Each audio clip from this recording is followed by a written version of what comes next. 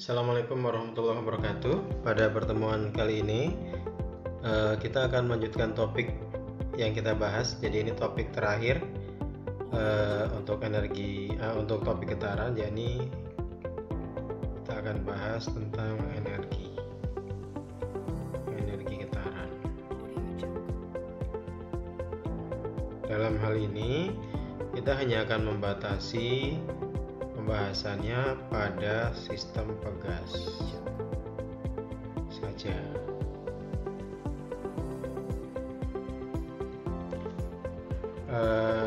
Anda bisa buka di halaman 15 di e-booknya.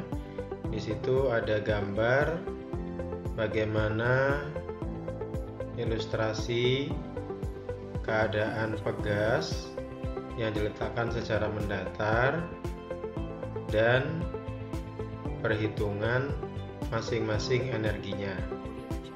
Kalau kita lihat di sini yang di pertama ini kedudukan awal saat pegas belum menyimpang.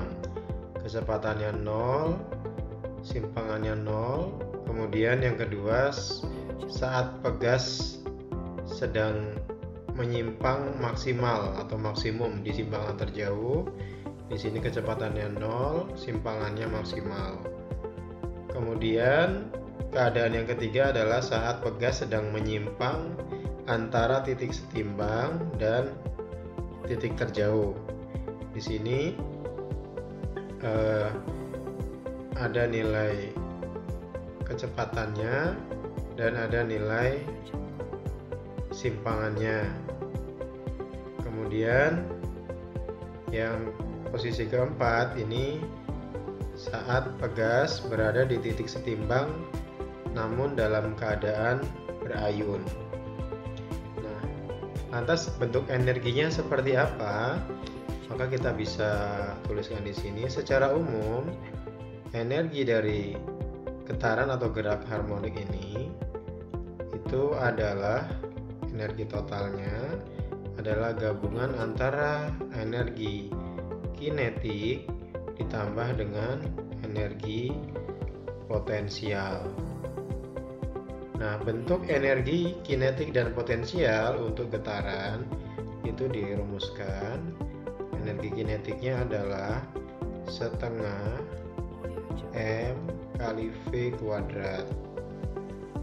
Sedangkan energi potensialnya itu dirumuskan setengah K kali Y kuadrat. Jadi dua rumus. Energi kinetik setengah MV kuadrat, sedangkan energi potensial setengah K Y kuadrat. Artinya energi total ini kalau kita mau tuliskan lengkap, ET nya energi total getaran adalah setengah MV kuadrat ditambah setengah K Y kuadrat. Ini kalau kita mau tuliskan lengkap. Nah, sekarang coba kita bahas apa itu masing-masing dari komponen di rumus ini. Sebenarnya di buku juga ada, tapi coba kita ulas sedikit. Saya coba ganti warna lainnya biar jelas untuk membuat keterangan. Di sini EK ini ET ini adalah energi total. Ini energi total ini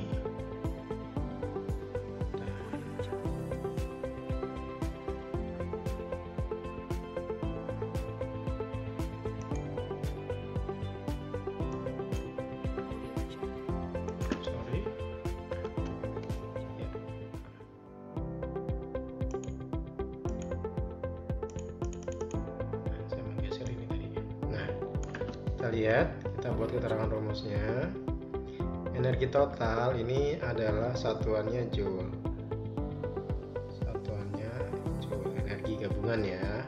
Kemudian setengah ini setengah M ini massa beban yang dipasang di pegas. Massa satuannya kilogram. V ini adalah kecepatan getaran.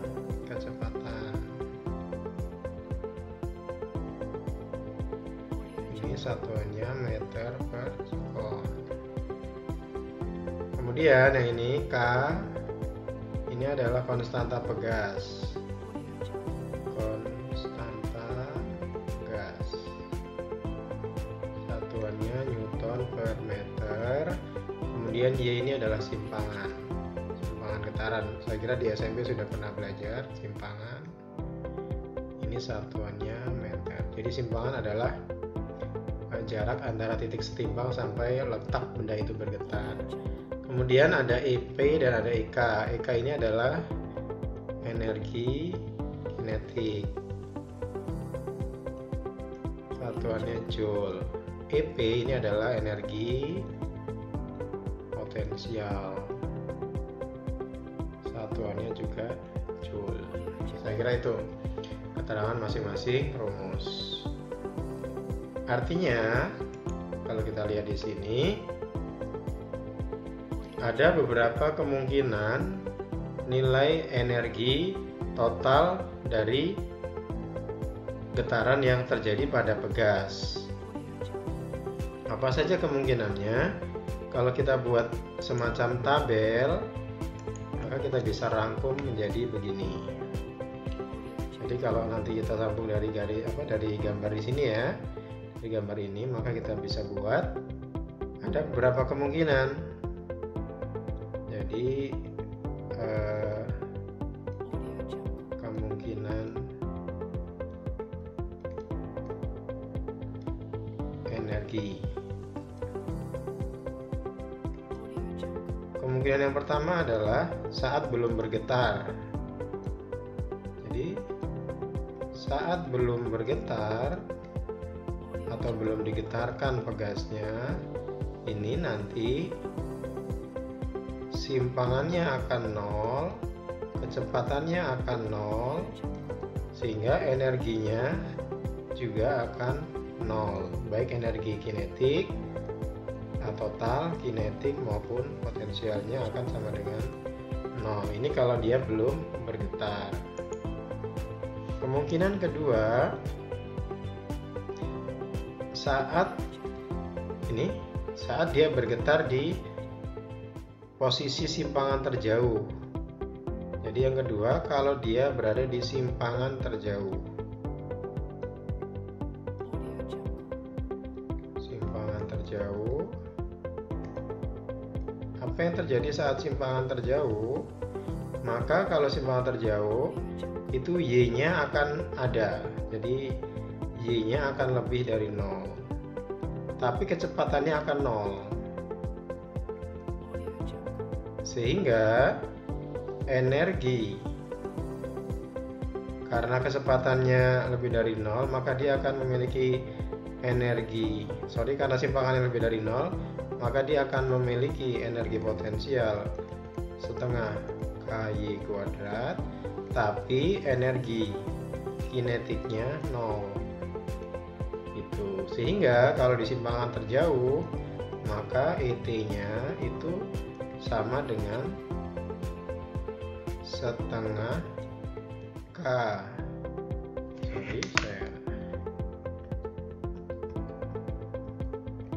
Sehingga kalau kita ingat tadi, sehingga kalau di simpangan terjauh, maka ET-nya adalah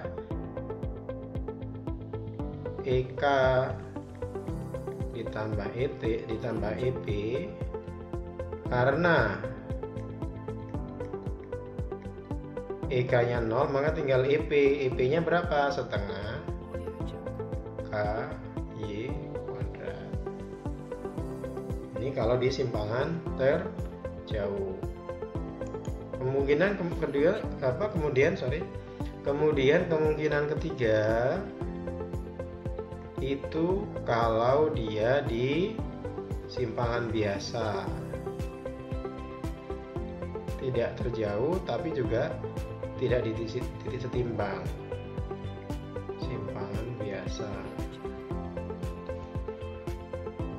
Saat dia berada di posisi simpangan biasa seperti di posisi yang ke C ini, maka artinya kesimpangannya lebih dari 0, kecepatannya juga lebih dari 0, sehingga dia punya energi potensial setengah KY kuadrat, dia juga punya energi kinetik setengah mv kuadrat, sehingga nanti E totalnya itu lengkap dia E P ditambah E K lengkap. Nanti tinggal dimasukkan EP nya ini setengah KY kuadrat ditambah EK nya setengah MV kuadrat. Itu kalau simpangan biasa. Artinya kalau saya tuliskan lengkap di sini nanti gini, ET kalau di simpangan biasa adalah setengah KY kuadrat ditambah setengah MV kuadrat. Kemudian kemungkinan keempat adalah dia sedang bergetar tapi tepat berada di titik setimbang. Tepat di titik setimbang. Seperti di gambar yang keempat.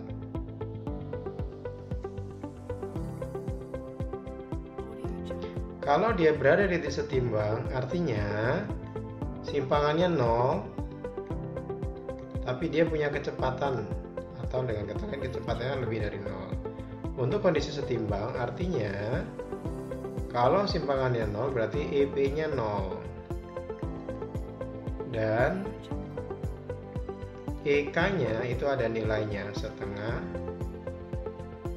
mv kuadrat, sehingga ET atau energi total di saat di titik setimbang itu adalah EP ditambah EK. Ini sama saja ya, dibolak-balik EP tambah EK atau EK tambah EP sama saja. Nah, sama dengan, karena EP-nya 0 berarti di sini 0 ditambah EK. Sehingga di titik setimbang maka ET itu sama dengan setengah MV kuadrat. Kira-kira begitu. Jadi saya ulangi, kalau dari depan ya, energi di sistem pegas itu dirumuskan energi totalnya adalah EK ditambah EP, energi kinetik ditambah energi potensial. Boleh juga dibalik. Nah, EK itu dirumuskan setengah MV kuadrat, EP dirumuskan setengah KY kuadrat.